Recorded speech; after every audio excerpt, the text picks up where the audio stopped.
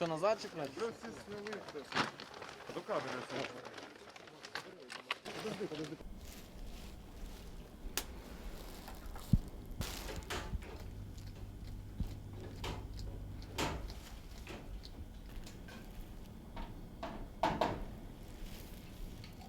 So having this centralized capability is absolutely critical because you have to look at this as an investigation into a gigantic crime scene that is taking place across Ukraine that will have missing persons cases, mass grave sites across the area, but with people who are relatives of those missing coming from around the world.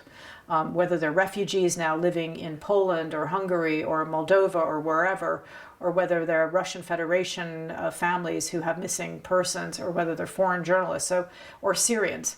So this is a massive undertaking that requires a centralized component when it comes to the missing persons cases, which will complement other investigations that are ongoing. So we need to work together in coordination with colleagues in Ukraine and from other institutions. Так, зрозуміло. А ну йдемте ще покажете, чи там було. А весь туда. Они, видно, пошли. В гараже нас застрелили. Ну,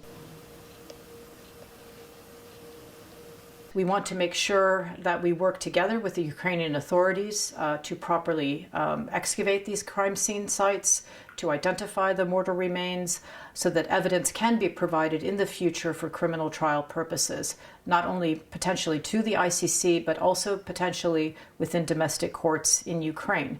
But it's very important that the Ukrainian authorities not only document cases of crimes committed by the Russian Federation soldiers, but also any other criminal activity that occurs, so that all missing persons, regardless of their ethnic, religious background or their role during the conflict, all these cases are properly recorded and documented, so that criminal activity can be taken to courts.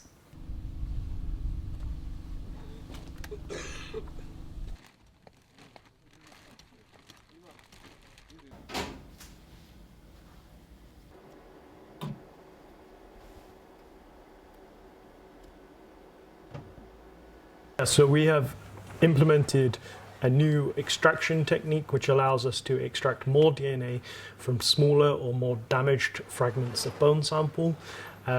This is quite a unique method in terms of its application into the missing persons context, and we've also been working on the implementation of massively parallel sequencing, or MPS techniques, which look at much more much smaller parts of the DNA, but look at much larger numbers of those regions than our previous techniques.